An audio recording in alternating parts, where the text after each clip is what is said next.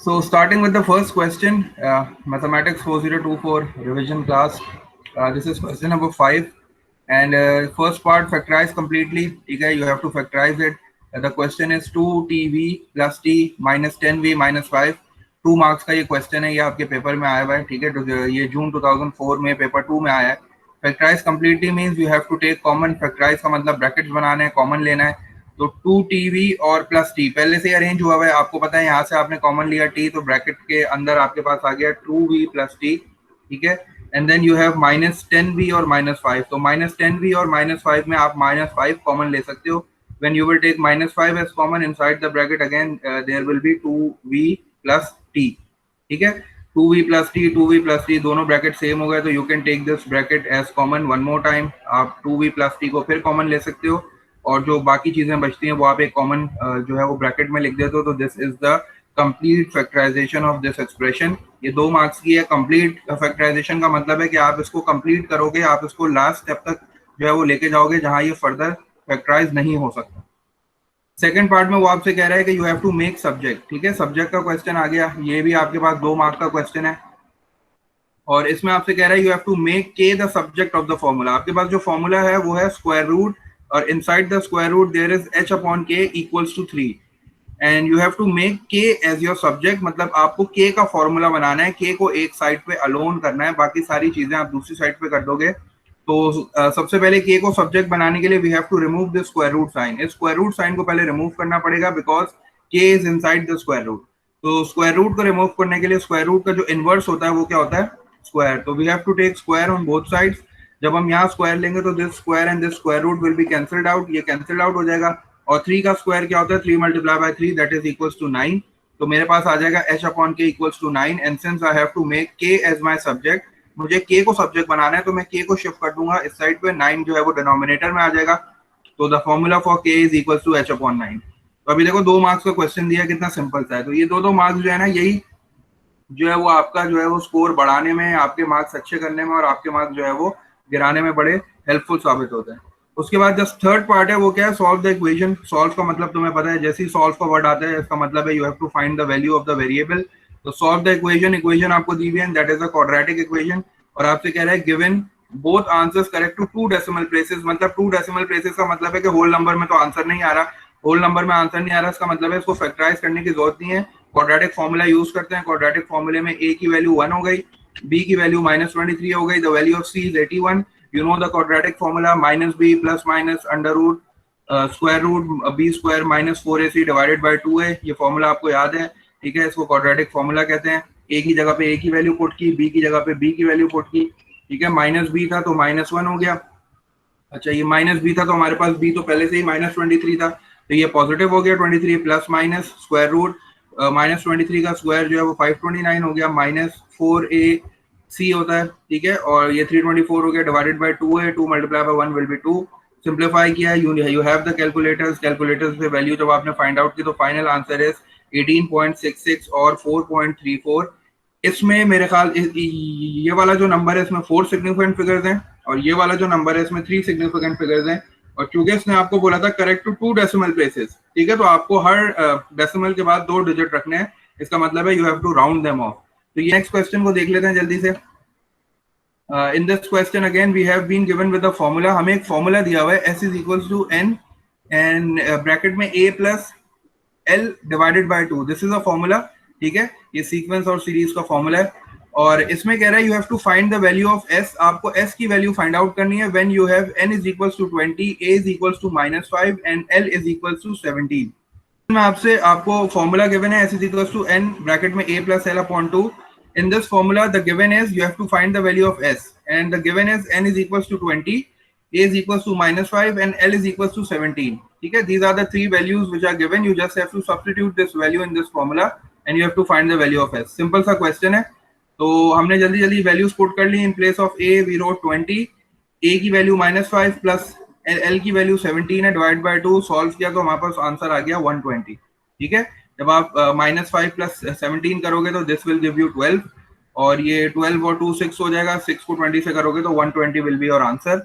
In the second part वो कह रहा है कि express l in terms of s n and a. Means you have to make L as your subject. इसका मतलब है कि आपको एल को सब्जेक्ट बनाना है। तो एल को सब्जेक्ट बनाने के लिए I have to shift everything on the other side. तो एल को सब्जेक्ट बनाने के लिए सबसे पहले मैं इस 2 को शिफ्ट करता हूँ, ये 2 डिवाइड हो रहा है, उधर जाके मल्टीप्लाई हो जाएगा, तो 2 multiply by S will be 2s and then I will multiply this n। अच्छा ये n है, ठीक है। अब ये n जो है वो a और प्लस l यानी आउटसाइड द ब्रैकेट है। तो मैं क्या करूंगा, सबसे पहले n को शिफ्ट करता हूँ, ये मल्टीप्लाई हो रहा है, दूसरी साइड पे आके डिवाइड हो जाएगा, तो this will be 2s upon l। और फिर वहां क्या बच जाएगा, वहां बच जाएगा a plus l। Since I have to make l as my subject, तो मुझे a को शिफ्ट करना पड़ेगा यहाँ से। तो a पॉजिटिव का इधर जो है वो दूसरी साइड पे आके नेगेटिव हो जाएगा। तो express l in terms of s n और a का फॉर्मूला क्या हो जाएगा, l is equal to 2s upon n minus a। This is the formula, this is the expression of l in terms of s n और a। मतलब simple words में बोलूं तो मैंने l को सब्जेक्ट बना लिया। अगेन थर्ड पार्ट में सॉल्व द इक्वेशन, ठीक है। सॉल्व द इक्वेशन में you have 5t square is equal to 12t। Again आपके पास वही चीज है, आपने क्या किया, 12t को शिफ्ट किया इस साइड पे, और ये 12t पॉजिटिव था। देखो सॉल्व आ रहा है, सॉल्व का मतलब है मुझे t की वैल्यू फाइंड आउट करनी है। तो ये पॉजिटिव का 12t था, इधर आके नेगेटिव का 12t हो गया। और फिर मैंने देखा कि इसको कैसे सॉल्व किया जाए, तो I can take something common. यहाँ से मुझे कुछ कॉमन मिल रहा है, तो यहाँ भी t है, यहाँ t स्क्वायर है, मतलब 2t है, और यहाँ 1t है। तो इसका मतलब I can take t common, और inside the bracket 5t minus 12 हो जाएगा इक्वल्स टू 0। और अब मेरे पास 2 ब्रैकेट्स हैं समझो, और वो इक्वल्स टू 0 है, तो मैं बारी बारी दोनों को जो है वो इक्वल टू 0 करूंगा। पहले t को इक्वल टू 0 कर दिया, ठीक है, और उसके बाद 5t माइनस 12 को इक्वल टू 0 किया, तो t की वैल्यू एक 0 आ गई मेरे पास। और एक मेरे पास जो t की वैल्यू आ रही है that is coming out to be 12 upon 5, या मैं उसको 2 होल नंबर 2 अपॉन 5 भी लिख सकता हूँ, ठीक है। आप इसको डेसिमल्स में भी लिख सकते हो, आप इसको फ्रैक्शंस में भी लिख सकते हो। सेकंड पार्ट की बात करूं तो सेकंड पार्ट में उसमें मुझे दिया हुआ है y minus 1 upon 8 is equal to 2 upon y minus 1। अब इसको मुझे सॉल्व करना है, तो इसको सॉल्व करने के लिए मैं क्या करूंगा, सबसे पहले आई हैव टू क्रॉस, मैं इसको क्रॉस मल्टीप्लाई करना पड़ेगा। जब क्रॉस मल्टीप्लाई करूंगा तो y माइनस y1 और y minus 1 will be y minus 1 whole square, और this 8 will be multiplied with 2 to get 16। ये 8 टाइम्स 2 16 हो जाएगा। And since I have to take, ये स्क्वायर रूट हटाना है, स्क्वायर हटाने के लिए इनवर्स क्या हो जाएगा, स्क्वायर रूट। तो स्क्वायर रूट लूंगा, ठीक है, taking square root on both sides. मैंने यहाँ स्क्वायर रूट यहाँ भी ले लिया because I have to remove this square, और मैंने स्क्वायर रूट को यहाँ भी ले लिया। ये स्क्वायर और ये स्क्वायर रूट कैंसिल हो गया, ठीक है। दिस इज y माइनस 1, और आपको पता है कि 16 का स्क्वायर रूट क्या होता है, जब भी कोई नंबर स्क्वायर रूट से बाहर आता है तो वो पॉजिटिव और नेगेटिव होता है। तो हमें पता है कि square root of 16 is equal to plus minus 4। तो आप इसको इक्वल टू प्लस माइनस 4 लिखोगे, एक बार आप इसको प्लस के साथ लिखोगे, एक बार आप इसको माइनस के साथ लिखोगे, और y की 2 वैल्यूज फाइंड आउट कर लोगे। This is y minus 1 plus 4, ठीक है। और एक बार आप माइनस 4 के साथ लिखोगे तो एक वैल्यू आपकी 5 आ जाएगी जब सॉल्व करोगे, और एक वैल्यू आपके पास माइनस 3 आ जाएगी, ठीक है। ये इस तरह होगा, मैं इसको दिखा देता हूँ, जाके ऐड हो जाएगा तो 5 आ जाएगी एक वैल्यू। और फिर आप दूसरी कंडीशन भी लिखोगे नेगेटिव के साथ, तो आप इसको लिखोगे y minus 1 equals to minus 4, और ये जब उधर जाएगी तो ये पॉजिटिव 1 हो जाएगा। पॉजिटिव 1 का मतलब y की वैल्यू आ जाएगी माइनस 3। तो इस तरह ये 2 y की वैल्यूज आएंगी, ठीक है। और फिर लास्ट पार्ट में फिर मुझसे कह रहा है कि सॉल्व द क्वाड्रेटिक इक्वेशन। दोबारा एक क्वाड्रेटिक इक्वेशन दे रहा है, solve the equation giving your answer to 2 decimal places. अब देखो ये 4 नंबर का दे रहा है आपको, ठीक है। तो ये बोनस मार्क्स है आपके पास जो आप जो है वो, और सिर्फ आपको क्वाड्रेटिक फॉर्मूला यूज करना है, 3x square plus 9x plus 5 equals to 0। a की वैल्यू 3 आ गई, b की वैल्यू प्लस 9, c की वैल्यू 5 है। क्वाड्रेटिक फॉर्मूले में सिर्फ वैल्यूज पुट की, और मैंने अपने answer correct to 2 decimal places find out कर लिया। तो ये इसकी अच्छी तरीके से प्रैक्टिस करना है इस टॉपिक की। ये बड़ा इंपॉर्टेंट और बड़ा आसान सा टॉपिक है, मार्क्स स्कोरिंग है, इसमें बड़े अच्छे मार्क्स आ जाते हैं। अलजबरा आपको पता है, मैथ्स में अलजबरा के बगैर तो मैथ्स का पेपर बनता ही नहीं है, ठीक है। कहीं ना कहीं आपको अलजबरा जरूर जो है वो मिल जाती है। अगले क्वेश्चन पे आ जाओ। अगले क्वेश्चन में मुझसे कह रहा है express as a single fraction in its simplest form, ठीक है। You have to write your answer in a single fraction and its simplest form. 1 mark का ये क्वेश्चन है, और आपके पास है 1/2x माइनस 2/5x। और फ्रैक्शंस आपको पता है ऐड और सब्ट्रैक्ट करने के लिए I have to take LCM. तो डिनोमिनेटर का एलसीएम मैंने पहले ले लिया, 2x और 5x का एलसीएम मैंने जो है वो 10x ले लिया, ठीक है। और सिंस यहाँ 2x था और मैंने जो है यहाँ 10x बना दिया, इसको मतलब 5 से मल्टीप्लाई कर दिया, तो मुझे न्यूमरेटर को भी 5 से मल्टीप्लाई करना पड़ेगा, तो न्यूमरेटर में 5 आ जाएगा। और यहाँ 5x था, I have now 10x 2, so I have to multiply the numerator with 2 also, so 2 times 2 will be 4, 5 minus 4 will be 1, so your final answer will be 1/10x. This is the expression in simplest form. ये simplest form में इससे ज़्यादा और reduce नहीं हो सकता, और ये सिंगल फ्रैक्शन है, तो ये मेरा फाइनल आंसर हो गया। 1 मार्क का एक क्वेश्चन था, नेक्स्ट पार्ट में मुझसे कह रहा है कि express again in the form of single fraction, दोबारा एलसीएम ले लूंगा 4/x plus 7/x minus 3, again I have to take LCM. LCM लूंगा तो इस बार x और x माइनस 3 को एक साथ लिख दूंगा, ठीक है, जैसे मैंने यहाँ लिखा है। और सिंस यहाँ 4 के नीचे x है और मैंने जो है वो x माइनस 3 भी इंक्लूड कर दिया ना, तो मुझे इसका मतलब है कि आई have to multiply 4 with x माइनस 3 प्लस यहाँ x माइनस 3 पहले से था, x नहीं था, तो मुझे 7 को x से मल्टीप्लाई करना पड़ा। ये देखो ये क्रॉस मल्टीप्लाई वाली टेक्निक होती है, समझो, एलसीएम का मतलब क्रॉस मल्टीप्लाई वाली टेक्निक है। और फिर आप जब इसको सिंप्लीफाई करोगे तो 4 टाइम्स एक्सपेंशन करनी पड़ेगी, 4 times x will be 4x, 4 multiply bye minus 3 will give you minus 12 plus 7x, 4 and 7 will be 12x, 11x minus 12 upon x minus 3. This is your final answer. This cannot be further reduced. अब कुछ common नहीं आ रहा, कुछ cancellation नहीं हो रही, तो फिर आप यहाँ इसका फाइनल आंसर यहाँ छोड़ दोगे। लेकिन अगर यहाँ कुछ कॉमन आता, फॉर एग्जाम्पल ऊपर से कुछ कॉमन आ सकता था, तो you have to take that common, क्योंकि उसने आपको बोला है कि सिंपलेस्ट फॉर्म में आपको अपना आंसर लीव करना है। अगर आपने अपना आंसर ऐसी जगह पे छोड़ा जहाँ फर्दर सिंप्लीफिकेशन हो सकती है, तो फिर मार्क्स डिडक्ट होंगे। क्वेश्चन देख लेते हैं। ये अलजेब्रा के क्वेश्चन से सारे, ठीक है। अब तुम लोग को आइडिया हो गया होगा कि अलजेब्रा का किस टाइप के जो क्वेश्चंस हैं that are important for algebra. और मैं फिर एक बार रिमाइंड करा दूं कि अपने प्रीवियस असाइनमेंट्स, ठीक है, प्रीवियस मार्क वर्क जो भी तुम्हारे गूगल क्लासरूम पे अपलोडेड हैं, उनको लाजमी सॉल्व करना फॉर योर प्रैक्टिस, ठीक है। प्रैक्टिस जितनी करोगे, तुम्हें पता है कि इस बार तुम लोग की प्रैक्टिस कम है, तो प्रैक्टिस जितनी करोगे तुम लोग को इंशाल्लाह जो है वो अपने पेपर में आसानी होगी, पेपर सॉल्व करने में। और मैंने तुम लोग को बता दिया वो जो 60 मार्क्स का जो तुम्हारा असेसमेंट था, जो तुम लोग के पास पड़ा हुआ होगा हार्ड कॉपी में, जो हम लोगों ने अक्टूबर नवंबर में लिया था, उसकी लाजमी प्रैक्टिस करना और टाइम लगा के प्रैक्टिस करना, ठीक है। टाइमर सेट कर देना 40 मिनट्स का और फिर वो उसको सॉल्व करना। चलो लास्ट क्वेश्चन देख लेते हैं, कोऑर्डिनेट ज्योमेट्री का, फिर इंडाइसिस के क्वेश्चन है कुछ मेरे पास। This is a question from coordinate geometry, ये जून 2008 का क्वेश्चन है। सिंपल सा क्वेश्चन है ताकि ये सारी चीजें रिवाइज हो जाएं जो हमने कोऑर्डिनेट ज्योमेट्री में किया था। We'll be solving some more questions on coordinate geometry in the later classes, inshallah. So this is a question. A straight line passes through the point P 1 or 2 and Q 5 and minus 14. ठीक है, मेरे पास एक line है जो कि 2 point से पास हो रही है, 2 पॉइंट्स उसने मुझे दिए हैं उस लाइन में। फर्स्ट पार्ट उसने मुझे दिया, find the coordinates of the mid point of P Q. Mid point के लिए आपको पता है ये फॉर्मूलाज लिखे हुए सारे यहाँ, ठीक है, यही फॉर्मूलाज हम यूज करेंगे मिड पॉइंट में। मिड पॉइंट का मतलब होता है सेंटर पॉइंट, और सेंटर पॉइंट उसी वक्त आएगा जब आप दोनों कोऑर्डिनेट्स के x वैल्यूज को ऐड करके 2 से डिवाइड करोगे और दोनों कोऑर्डिनेट्स की y वैल्यू को ऐड करके 2 से डिवाइड करोगे। तो this is the formula for the mid point. Mid point में हम हमेशा जो है वो x की दोनों वैल्यूज को एंड द x कोऑर्डिनेट और y की दोनों वैल्यूज को ऐड करके 2 से डिवाइड करते हैं in order to get the y coordinate. और याद रखना मिड पॉइंट हमेशा पॉइंट की फॉर्म में ही होता है, ठीक है, इसका आंसर भी हमेशा पॉइंट की फॉर्म में ही आएगा, मतलब ऑर्डर्ड पेयर की फॉर्म में ही इसका आंसर आता है। तो सबसे पहले पॉइंट जो P है मेरे पास, तो I will label it as x1 and y1। Q मेरे पास सेकंड पॉइंट है, तो मैं उसको x2 और y2 से लेबल करूंगा। और फिर से भी ये फॉर्मूला यूज करना है, x1 की जगह पे मेरे पास 1 है, x2 की जगह पे मेरे पास 5 है, तो 1 + 5/2 6/2 हो जाएगा, मतलब 3 हो जाएगा। और y1 की जगह पे मेरे पास 2 है और y2 की जगह पे मेरे पास -14 है, तो 2 - 14 will give me -12 and -12 divided by 2 will give me -6. So this is the midpoint of P and Q. कुछ नहीं करना होता मिड पॉइंट में, सिर्फ पहले पॉइंट को x1 और y1 लिखना होता है, लेबल करना होता है, मतलब x की जो वैल्यू है यहाँ 1 है, तो ये x1 की वैल्यू हो गई, ये y1 की वैल्यू हो गई, ये x2 की वैल्यू हो गई, ये y2 की वैल्यू हो गई। और फिर ये फॉर्मूला यूज करके आप मिड पॉइंट फाइंड आउट कर लेते हो।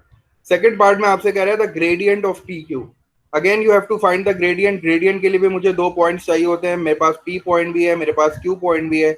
अगेन आपने पहले पॉइंट को x1 और y1 से लेबल किया, सेकंड पॉइंट को आपने x2 और y2 से लेबल किया, और फिर आपने ग्रेडियंट का फॉर्मूला यूज कर लिया। The formula for the gradient is y1 - y2 लिख लो अपॉन x1 - x2 लिख लो, या y2 माइनस वो लिख लो y1 upon x2 - x1।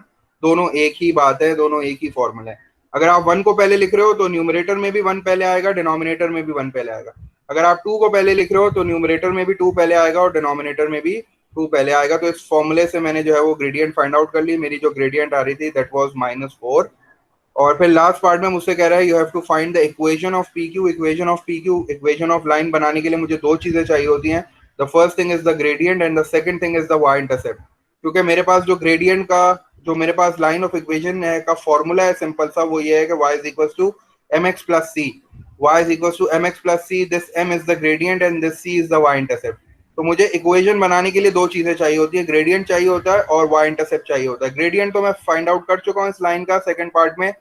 For y intercept मैं क्या करता हूँ, for y intercept I select one point, इन दोनों में से कोई भी एक पॉइंट सेलेक्ट कर लो और उसको इसी इक्वेशन में पुट करके सी की वैल्यू निकाल लो।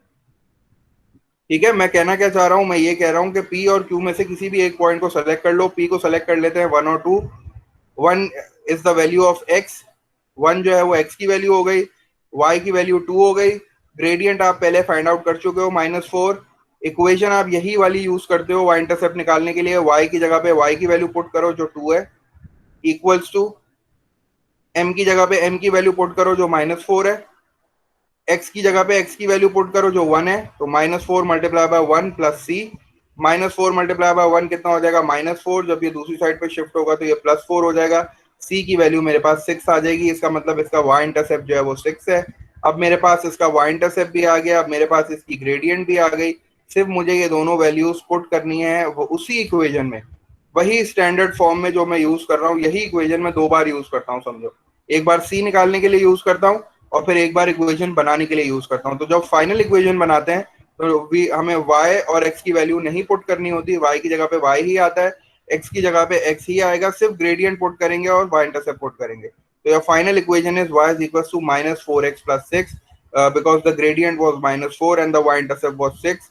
Last equation में you just have to put the value of gradient and y intercept to get the final answer. ठीक है, तो हम इसके काफी सारे क्वेश्चन हमने किए थे जब हम क्लास में कर रहे थे, तो ये भी बड़ा इंपॉर्टेंट कॉन्सेप्ट है। अभी एक क्वेश्चन मैं और दूंगा तुम लोगों को सॉल्व करने, तो वो भी तुम लोग देखोगे थोड़ा और क्लियर हो जाएगा। इसमें कोई कोऑर्डिनेट ज्योमेट्री में कोई क्वेश्चन मुझसे पूछना है कोई फॉर्मूले से रिलेटेड। इसके अलावा हमारे पास एक डिस्टेंस फॉर्मूला था, वो भी बड़ा इंपॉर्टेंट है। ठीक है, डिस्टेंस फॉर्मूले का क्वेश्चन मैं इंशाल्लाह नेक्स्ट क्लास में कोशिश करूंगा कि एक सॉल्व करा दूं। डिस्टेंस फॉर्मूला बड़ा इंपॉर्टेंट है।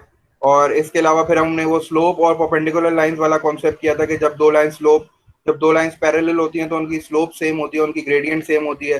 और जब दो लाइंस परपेंडिकुलर होती हैं तो उनके ग्रेडियंट का प्रोडक्ट -1 होता है, या फिर आप कह सकते हो कि एक दूसरे का नेगेटिव वो रेसिप्रोकल होती है। साथ साथ सॉल्व करते हैं इसको जल्दी जल्दी ताकि थोड़ा सा रिफ्रेश भी हो जाए। तो we have to simplify and evaluate. ठीक है, इंडाइसिस का क्वेश्चन इसी तरह आता है। फर्स्ट हमारे पास जो क्वेश्चन है वो है 1/3 एंड होल पावर -2।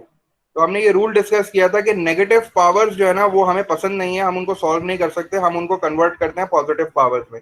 और आपको रूल कहता है कि जब भी आपके पास कोई नेगेटिव पावर है ओवर अ फ्रैक्शन, किसी भी फ्रैक्शन पे जब भी नेगेटिव पावर आ जाती है तो आप उस पॉजिटिव पावर को कैसे करते हो, you have to flip the inside fraction. जब आप इनसाइड फ्रैक्शन को फ्लिप कर दोगे तो जो बाहर पावर होती है वो ऑटोमेटिकली पॉजिटिव हो जाती है। ठीक है, तो मेरे पास जो फ्रैक्शन था वो था 1/3 और उस पे जो होल पावर थी वो थी -2। और -2 मुझे पसंद नहीं है पावर, नेगेटिव पावर, मुझे उसको पॉजिटिव में कन्वर्ट करना पड़ता है। तो मैंने उसको देखो पॉजिटिव में कैसे कन्वर्ट किया, मैंने इनसाइड को फ्रैक्शन को फ्लिप कर दिया। तो अब मेरे पास 3/1 आ गया और 3/1 का मतलब होता है 3, और 3 स्क्वायर आपको पता है कितना होता है, 3 multiply by 3 that is equal to 9।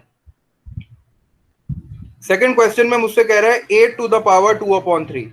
अब अगर पावर होल नंबर में है तो मुझे बड़ी आसानी से सॉल्व करना आता है। अब पावर होल नंबर में नहीं है, पावर जो है वो फ्रैक्शन में है 2/3। लेकिन मैं ये 3 को रिमूव कर सकता हूँ क्योंकि मुझे पता है कि 8 है वो किसी नंबर का क्यूब है। तो मैं उस क्यूब की मदद से मैंने 2 को जो है 8 को मैंने लिखा 2 की पावर क्यूब।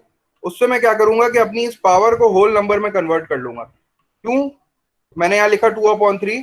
अब इस 3 से ये 3 कैंसिल आउट हो जाएगा, मैंने इसीलिए ये किया था। अब मेरी जो पावर है वो होल नंबर में आ गई। अब मेरी पावर जो है वो डायरेक्ट होल नंबर में आ गई, स्क्वायर। और मुझे पता है कि 2 का स्क्वायर क्या होता है, 2 का स्क्वायर मतलब 4। तो मेरा फाइनल आंसर आ गया 4। ठीक है, तो ये भी मेरे पास एक रूल होता है कि मैं अपनी पावर को जो है ना वो होल नंबर में कन्वर्ट कर सकता हूँ। मैं हमेशा इसी स्ट्रेटेजी से काम करता हूँ और मैंने इसको कन्वर्ट कर लिया। 8 को मैंने देखा क्या 8 किसी का क्यूब है, क्योंकि मुझे इस 3 को रिमूव करना है ना। तो इस 3 को रिमूव करने के लिए मुझे एक 3 यहाँ भी चाहिए अंदर। हाँ, मुझे याद आया कि 2 का क्यूब जो है वो 8 होता है, तो मैंने जो है वो 8 को इन टर्म्स ऑफ 2 क्यूब लिखा। And then this 3 and this 3 will be cancelled out, 2 square will be equals to 4। The next question is x6 whole power 1/2। Rule कहता है कि जब भी किसी एक वेरिएबल पे डबल पावर हो तो आप क्या करते हो, डबल पावर्स को मल्टीप्लाई करते हो। तो मल्टीप्लाई का मतलब है कि आप इनको इस तरह लिखोगे 6 मल्टीप्लाई बाय 1/2। ठीक है, जब भी दो पावर, क्योंकि ब्रैकेट का मतलब आपको पता है मल्टीप्लिकेशन होती है, तो आप इनको मल्टीप्लाई कर दोगे, और मल्टीप्लाई का मतलब है कि ये और ये रिड्यूस हो जाएंगे, 2 1 2 एंड 2 टाइम्स 3 is 6, तो your final answer will be x cube. तो आपका फाइनल आंसर आ जाएगा एक्स क्यूब। नेक्स्ट क्वेश्चन में अगेन नेगेटिव पावर आ गई। नेगेटिव पावर आ तो गई है, लेकिन अंदर फ्रैक्शन नहीं है, अंदर तो उसने डेसिमल नंबर दिया हुआ है। तो मैं एक काम करता हूँ, अपने डेसिमल नंबर को फ्रैक्शन में कन्वर्ट कर लेता हूँ। तो 0.2 कैन बी रिटन एज 2/10। 0.2 को अगर मैं फ्रैक्शन में कन्वर्ट करना चाहूँ तो मैं उसको लिख सकता हूँ 2/10, है ना। और 2/10 पे होल पावर कितनी हो जाएगी, -2। अब अगेन इस -2 को करने के लिए मैं क्या करूंगा, I have to flip the fraction, और जब मैं फ्रैक्शन को फ्लिप करूंगा तो ये हो जाएगा 10/2। दिस विल बी 10/2, और 10/2 whole power will be square. और इस अब आपकी मर्जी है, आप दोनों का इंडिविजुअल स्क्वायर भी ले सकते हो फिर कैंसिल आउट करो, या फिर मैं जो है वो इसको अंदर ही सिंप्लीफाई कर लूंगा, क्योंकि 2 टाइम्स 5 is 10। तो मेरे पास जो ब्रैकेट में से 5 बच गया, तो 5 स्क्वायर हो गया। 5 स्क्वायर आपको पता है कितना होता है, 5 multiply by 5 power -2। Again -2 power मुझे पसंद नहीं है, मुझे इसको क्या करना पड़ेगा, मुझे इसको पॉजिटिव में कन्वर्ट करना पड़ेगा। और रूल कहता है कि whenever you have to convert this, इसको फ्लिप कर दो, इसको पूरा का पूरा नीचे शिफ्ट कर दो। तो आपके पास जो रूल है, अकॉर्डिंग टू द रूल आप इसको फ्लिप कर दोगे तो this will automatically become positive, तो ये 9 स्क्वायर बन जाएगा। ठीक है, whenever you have to make the power positive just reciprocated, इसको रेसिप्रोकल कर दो। इसके नीचे इस वक्त 1 है, जब कुछ नहीं होता डिनोमिनेटर में तो 1 होता है। अब मुझे पावर को पॉजिटिव करना है, तो पावर को पॉजिटिव करने के लिए समझो फ्लिप कर दो। फ्लिप करने के लिए 1 ऊपर आ जाएगा, जब ये 9 - 2 डिनोमिनेटर में जाएगा तो दिस विल ये पॉजिटिव हो जाएगा, और मेरे पास जो फाइनल आंसर आ जाएगा दैट विल बी 1/81। अच्छा, उसके बाद नेक्स्ट क्वेश्चन में मुझसे कह रहा है 5x³ whole to the power square. तो अब ये वाला रूल ये था कि जब ब्रैकेट के बाहर कोई पावर होगी तो वो ब्रैकेट के अंदर हर चीज पे अप्लाई होगी। तो inside the bracket there is a number 5 and there is a variable जिसकी पावर क्यूब है। तो मेरे पास 5 भी है और मेरे पास x³ भी है। तो इसमें मैं इसको इस तरह लिख सकता हूँ सिंप्लीफाई करने के लिए कि जब मैं ये ब्रैकेट हटाऊंगा तो this square power will be given to 5 and x³ both. आप दोनों को ये स्क्वायर पावर दोगे। आप लोग क्या करते हो, 5 को नहीं देते पावर, सिर्फ वेरिएबल को पावर देके आंसर लिख देते हो, जो कि गलत है। ठीक है, तो ये बिल्कुल ऐसी ही बात है कि आपके घर वाले कोई चीज लाएं और आपके बड़े बहन भाई और छोटे बहन भाई को दे दो और आपको ना दें तो कितना बुरा लगेगा ना। तो बिल्कुल इसी तरह वाली बात है कि जब ये ब्रैकेट के बाहर कोई पावर है तो आप उसको इक्वली सबको दोगे, बराबर बराबर। तो स्क्वायर ऑफ 5 कितना हो जाएगा, 25। और ये डबल पावर लॉ क्या कहता है, जब भी आपके पास किसी भी वेरिएबल पे दो पावर्स होंगी तो ये दोनों पावर्स आपस में क्या हो जाएंगी, ये मल्टीप्लाई हो जाएंगी। तो ये हो जाएगा 25x⁶, क्योंकि 3 मल्टीप्लाई बाय 2 कितना होता है। चलो आगे बढ़ते हैं जल्दी से। फिर मेरे पास है 16/n16 whole power half. Again whole power half है, इसका मतलब है कि मुझे ये पावर दोनों को देनी पड़ेगी। तो मैं पहले ये पावर 16 को भी दे दूंगा हाफ,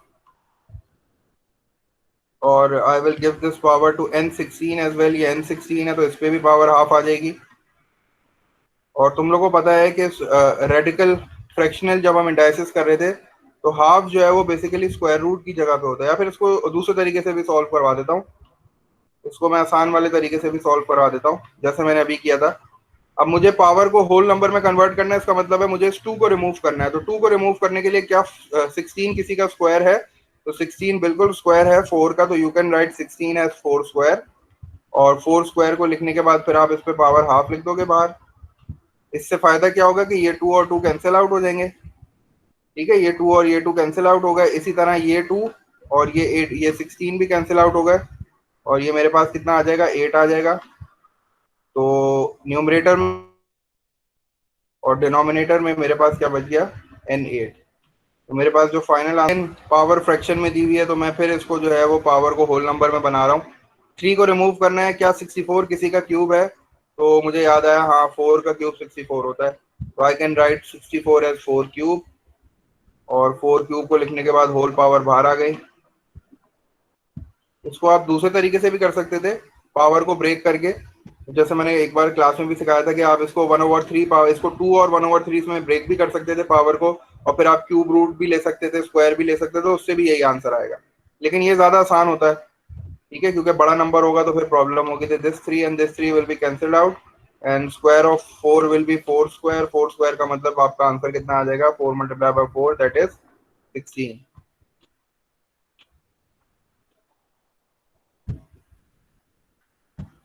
अच्छा उसके बाद नेक्स्ट क्वेश्चन पे चलते हैं। कितने क्वेश्चन रह गए हमारे पास? ओहो खत्म ही नहीं हो रहे क्वेश्चन तो।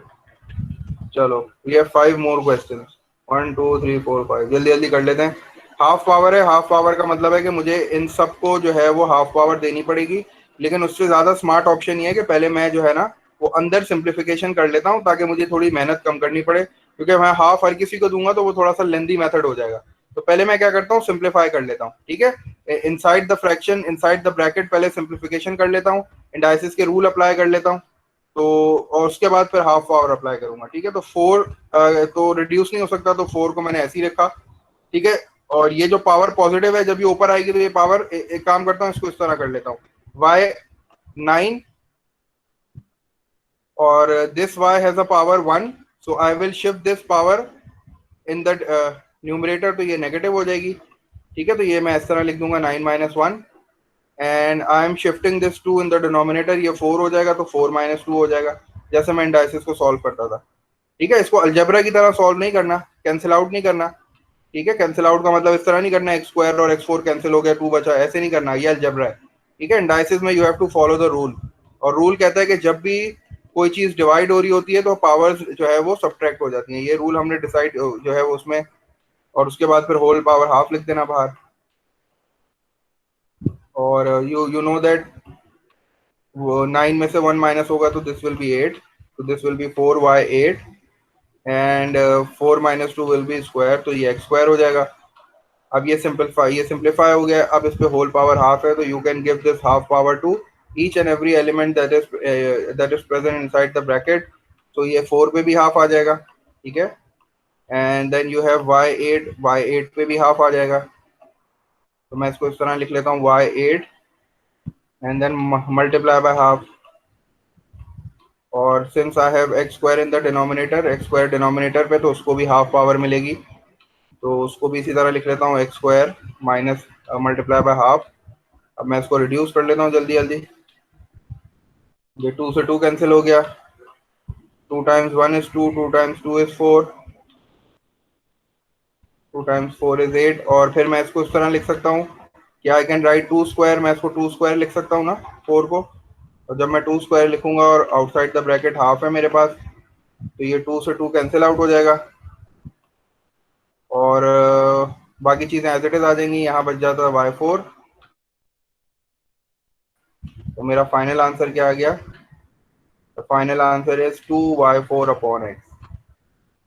जो सॉल्व कर रहा होगा मेरे साथ साथ उसका भी यही आंसर आ रहा होगा। ये थोड़ा सा लेंदी और मुश्किल सा था क्योंकि ये फ्रैक्शनल इंडाइसिस है, फ्रैक्शनल इंडाइसिस थोड़ी सी ट्रिकी होती है। ठीक है, ये वाला कर लेते हैं जल्दी से, इसको मैं यहाँ लाइन ड्रॉ कर दूं। अच्छा अब यहाँ क्या करना है, अगेन यहाँ हमने ये रूल डिस्कस किया था कि सिंस द कोफिशिएंट, ये सारे के सारे जो बेस है वो सेम है, यहाँ भी 3 है और यहाँ भी 3 है, तो इक्वल्स टू का साइन है, इसका मतलब है कि ये इक्वेशन है। ठीक है, इक्वेशन का मतलब है कि मुझे इसको कंपेयर करना है। तो पहले मैं क्या करता हूँ, यहाँ इंडाइसिस का रूल लगा देता हूँ। इंडाइसिस का रूल कहता था कि जब भी बेसिस सेम है और डिवाइड हो रहा है तो पावर्स क्या हो जाती थी, सब्ट्रैक्ट हो जाती थी। तो मैं इसको कैसे लिख सकता हूँ, 3 लिखूंगा और whole to the power a-4, क्योंकि ये इंडाइसिस का लॉ था कि जब भी आपके पास बेस सेम हो और डिवाइड हो रहा हो तो यू आप क्या करते हो, दोनों पावर्स को सब्ट्रैक्ट कर देते हो। अगर ये मल्टीप्लाई हो रहा होता तो आप दोनों पावर्स को ऐड कर देते, तो ये क्या हो जाएगा 3a, और ये ऐसे ही हो जाएगा। अब इक्वेशन का मतलब है कि the thing present on this side is equal to the thing present on this side.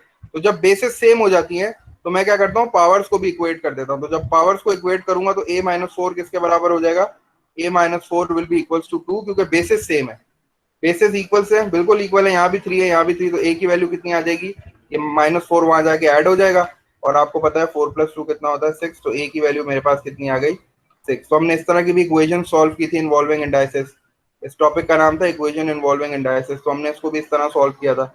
इसको भी सॉल्व कर लेते हैं जल्दी से। ये 8 to the power b equals to 2 है। ठीक है, अच्छा अब इक्वल्स का मतलब है कि मुझे यहाँ भी बेस 2 है तो यहाँ भी बेस 2 बनानी है, उसी वक्त ये सॉल्व हो सकता है। तो can I right 8 in terms of 2, आप बिल्कुल 2 को लिख सकते हो, तो वो क्या हो जाएगा 2 की पावर क्यूब 8 के बराबर होता है, और होल पावर इस पे b है तो ये b आ जाएगा इक्वल्स टू 2। तो फिर हम इसको सिंप्लीफाई कर लेंगे जल्दी से। ये डबल पावर लॉ लग गया। डबल पावर वो कहती है कि जब भी दो पावर्स हो किसी भी नंबर पे या वेरिएबल पे तो पावर्स मल्टीप्लाई हो जाती हैं। तो 3 multiply by b will be equals to 3b, तो 2 to the power 3b equals to 2। Now the basis are same on both the sides, you just have to compare them. जब basis same हो जाए तो आप powers को equal कर देते हो। अब तुम बोलोगे कि सर 2 पे तो कोई पावर ही नहीं है। जब कोई पावर नहीं होती तो क्या होती है? 1। तो this will be like this, 3b equals to 1। 3b equals to 1 हो जाएगा। और b की वैल्यू अगर आप फाइंड आउट करना चाहोगे तो b की वैल्यू कितनी हो जाएगी? b will be equals to 1/3।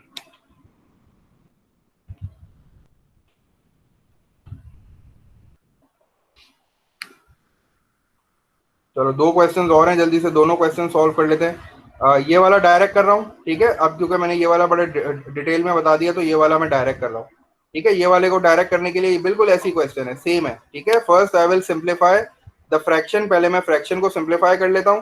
Fraction को सिंप्लीफाई करने के लिए मैंने 9 लिखा, क्योंकि 9 और कोई नंबर नहीं है, 9 कैनॉट बी रिड्यूस, तो 9 ऐसे ही आ गया।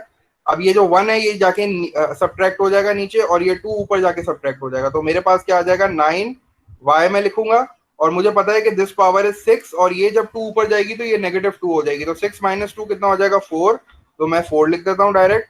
और डिनोमिनेटर में क्या आ जाएगा? डिनोमिनेटर में x जो है this is power 1, and when it will go in the denominator, ये x जब नीचे आएगा तो माइनस हो जाएगा, और 3 - 1 कितना होता है? 2। तो मैं इसको डायरेक्ट स्क्वायर लिख देता हूँ। और मुझे पता है कि the whole power is half. The whole power is half. अब मैं ये हाफ पावर जो है वो दोनों को दे रहा हूँ, ठीक है। 3 मेरे पास चीज है inside the bracket, 9 y4 and x²। तो I will give this half power to each and everything. तो 9 हाफ मींस 9 का हाफ मतलब 3 स्क्वायर लिख सकता हूँ इसको। इसको 3 स्क्वायर लिख सकता हूँ 9 को। तो उससे फायदा ये होगा कि ये हाफ जो है वो रिड्यूस हो जाएगा, ये खत्म हो जाएगा। तो this can be written as like this, ठीक है। और जब मैं y4 को हाफ पावर दूंगा तो 4 और 2 कैंसिल आउट हो जाएंगे, मेरे पास सिर्फ y² बचेगा। ये मैं x हटा दूं क्योंकि ऐसा लगता है कि ये x है। साइन ये मल्टीप्लाई का बनाया मैंने।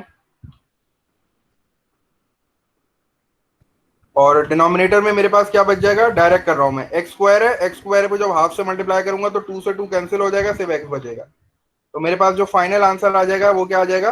आंसर